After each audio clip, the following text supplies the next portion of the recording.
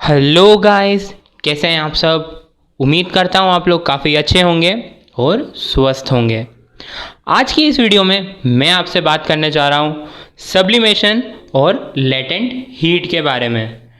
तो चलिए स्टार्ट करते हैं इस वीडियो को। पर इस वीडियो को स्टार्ट करने से पहले प्लीज़ आप मेरे इस चैनल को सब्सक्राइब करें और सब्सक्राइब करने के बाद उसके पास वाले बेल आइकन को ज़रूर दबाइए।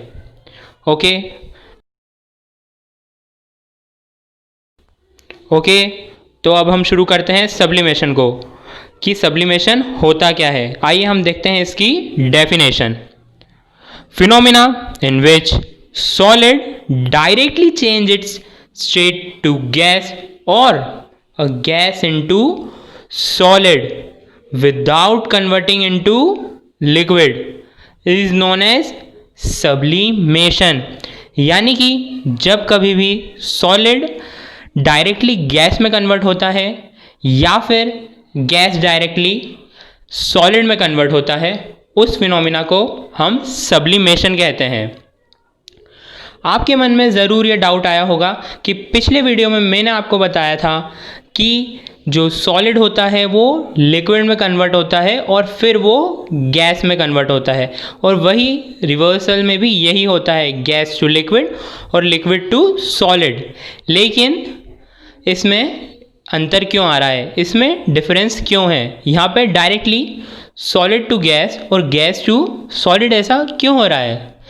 ऐसा इसलिए हो रहा है क्योंकि जो इसकी एनर्जी ऑफ एब्जॉर्प्शन है वो इतनी हाई है, वो इतनी ज़्यादा है कि वो लिक्विड के स्टेट को स्किप कर जाता है, उसे ओवरकम कर जाता है। इसी वजह से हमें लिक्विड का स्टेट सब्लिमेशन में नहीं दिखता। यही कारण है कि डायरेक्टली सॉलिड टू गैस या फिर गैस टू सॉलिड लिक्विड इस फेज में नहीं होता है। ओके, तो अब मैं आपसे बात करता हूँ सब्लिमेशन के एग्जाम्पल की। इसके एग्जाम्पल आप ले सकते हैं dry eyes, okay, naphthalene balls या कैम्फर यानी कि कपूर। ये सब डायरेक्टली सॉलिड टू गैस में कन्वर्ट होते हैं। इनमें भी जो गैस आती है सॉलिड के बाद, ना कि लिक्विड। ओके, आपको समझ आया होगा ऐसा क्यों होता है। ओके, तो अब हम बात करेंगे लेटेंट हीट के बारे में। लेटेंट हीट काफ़ी इम्पॉर्टेंट टॉपिक है, यही नहीं वो आपको आगे की क्लासेस में भी काफ़ी काम आने वाला टॉपिक है, तो प्लीज़ आप इसे ध्यान से समझें। ओके, तो लेटेंट हीट का पहले मैं आपको कंसेप्ट बताऊंगा, फिर बाद में डेफिनेशन देखेंगे, क्योंकि अगर एक बार आपको कंसेप्ट समझ आ गया ना तो डेफिनेशन कोई बड़ी बात नहीं है। ओके, तो चलिए पहले हम ये देखते हैं कि लेटेंट हीट है क्या। लेटेंट हीट को हम हिडन हीट भी कहते हैं। ओके, लेटेंट हीट दो प्रकार की होती है, लेटेंट हीट ऑफ फ्यूजन और वेपराइजेशन। इनकी डेफिनेशन हम बाद में देखेंगे, पहले हम इनका कंसेप्ट देखते हैं। ओके, तो अब हम समझेंगे लेटेंट हीट को with regarding to a graph. Okay, आप यहाँ पर देख सकते हैं मैंने ये ग्राफ बनाया है हीट सप्लाइड और टेम्परेचर के रिलेशन में। आप सबसे पहले देख सकते हैं सॉलिड को, जैसे जैसे मैं हीट सप्लाइड करता जा रहा हूँ उसी के रिलेशन में या फिर उसी के साथ साथ आप देखेंगे टेम्परेचर इंक्रीज हो रहा है ना। लेकिन एक जगह जाकर जो ये टेम्परेचर है वो कांस्टेंट हो रहा है, लेकिन हीट सप्लाई तब भी जारी है। मैंने हीट सप्लाई बंद नहीं किया है, फिर भी टेम्परेचर रुक गया है बढ़ना, टेम्परेचर कांस्टेंट हो चुका है, मतलब जो टेम्परेचर था वहीं पे रुक गया है। पहले क्या हो रहा था कि जैसे जैसे हीट सप्लाई मैं कर रहा था वैसे वैसे ही टेम्परेचर बढ़ रहा था, लेकिन अब वो टेम्परेचर कांस्टेंट हो गया है, वो टेम्परेचर नहीं बढ़ रहा। ऑब्वियसली आप लोग सोच रहे होंगे कि ऐसा क्यों। ऐसा इसलिए हुआ है क्योंकि आप देख सकते हैं जिस जगह पर ये कांस्टेंट हुआ है वो लिक्विड में कन्वर्ट हो चुका है। तो जो टेम्परेचर हमें दिख नहीं रहा है, जो हमें शो नहीं हो रहा है, वो टेम्परेचर स्टेट चेंज करने में यूज़ हो गया है, वो सॉलिड से लिक्विड में कन्वर्ट करने में यूज़ हो गया है। वो temperature solid to liquid convert करने में ख़त्म हो गया है, उड़ गया है। ओके, आई होप आपको समझ आया होगा कि ये कांस्टेंट क्यों है। और इसी फिनोमिना को लैटेंट हीट ऑफ फ्यूजन भी कहा जाता है।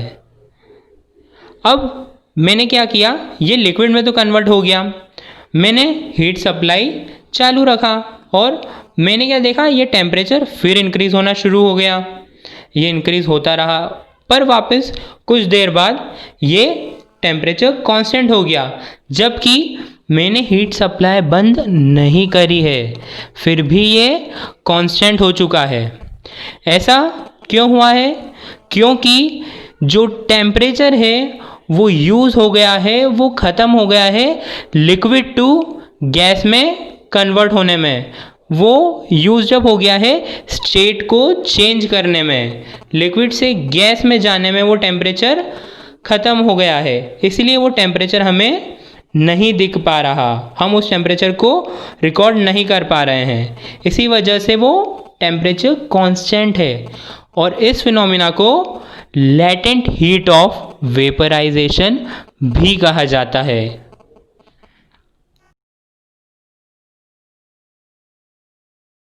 तो अब हम बात करेंगे लैटेंट हीट ऑफ फ्यूजन के डेफिनेशन के बारे में।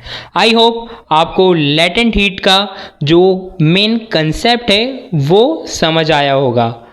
अब हम बात करेंगे लैटेंट हीट ऑफ फ्यूजन के डेफिनेशन के बारे में।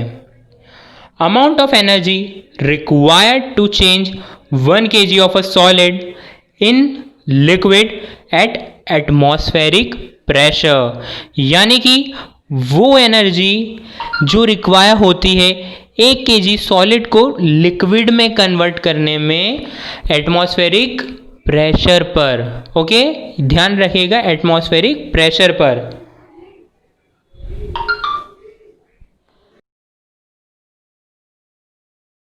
तो अब हम बात करते हैं लैटेंट हीट ऑफ वेपराइजेशन के बारे में।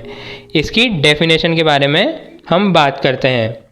Okay, amount of heat need to convert 1 kg of liquid into vapor state at its boiling point is known as latent heat of vaporization. Okay,